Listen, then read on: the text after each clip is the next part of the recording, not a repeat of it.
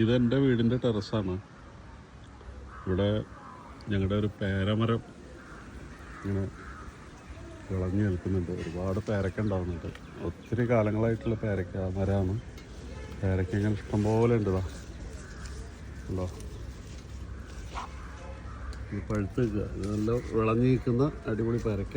ഇത് നമ്മൾ വിളവെടുക്കുക കേട്ടോ. അത്രല്ലേ. ഇനിയുണ്ട്, ഇവിടെ ഉണ്ട്, ഇഷ്ടംപോലെ ഉണ്ട്. നമുക്കിത് ഇവിടെ പോയാലും ഒരു പേരയ്ക്കാണ് ഇവിടെ ഉണ്ട്. ഇങ്ങനെ പൊട്ടിക്കട്ടെ. അത് കഴിഞ്ഞ് വന്നു കഴിഞ്ഞാൽ അതവിടെ നമ്മൾ കിളികൾക്കായിട്ട് നിർത്തിയിട്ടുള്ളതാണ്. അത് തന്നെ കഴിച്ചോട്ടെ.